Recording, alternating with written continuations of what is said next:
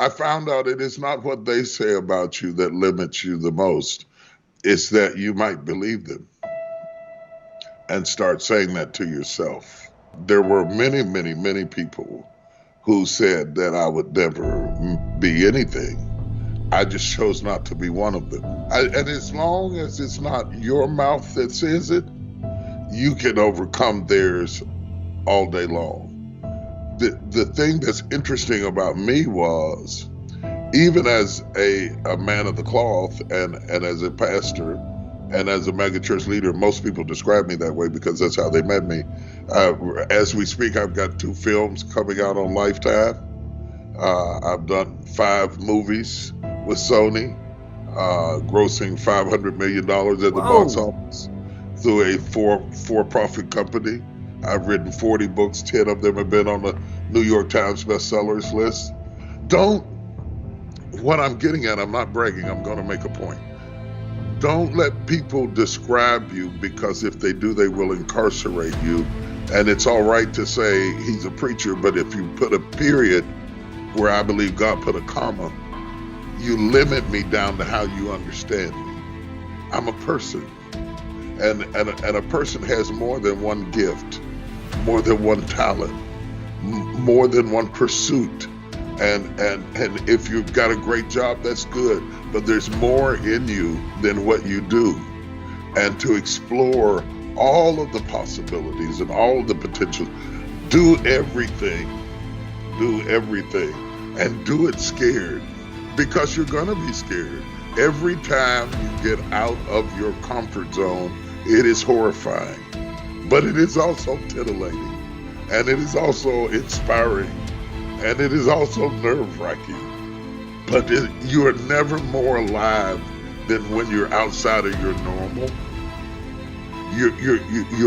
Your glands secrete different types of hormones when you're outside of your normal.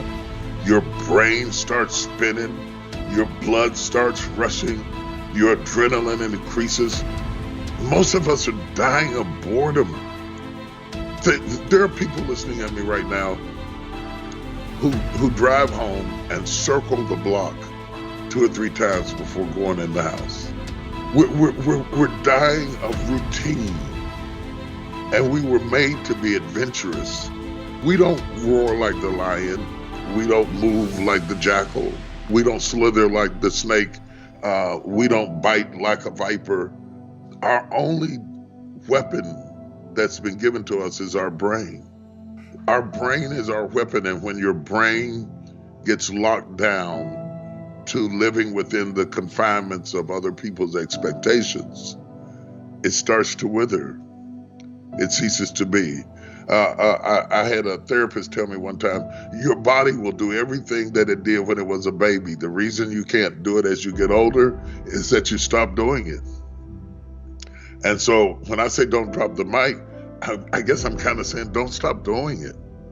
Keep moving into awkward positions, because if you don't do that, your body will freeze to the level of its usage. That's true of the brain too. That's true of your innovation. That's true of your creativity. So when I'm talking about don't drop the mic, get scared sometime. Get where you're not the boss. Walk into a room where you're not the teacher. Walk into a place where you don't know the rules, because then you become broader and you become more interesting and you become more global and more usable in diverse circumstances and situations. Don't let people limit you to what they think is appropriate for you. Do everything that you are gifted enough to do. Now, there are some things I will never do. I will probably never conduct a symphony. I won't. I made straight A's in music theory and I love music, but I probably will never conduct a symphony. But whatever is in your inventory is all you can produce. First of all, you have to recognize you have a tree and stare at the tree till you look at what it could be. It's much like raising a child. You look at a child and you look what he could be, what she could be.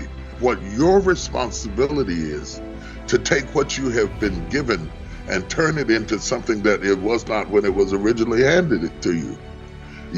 And to shape that and mold it and sand it and nail it and glue it and put it together and work with it. That's the work of men.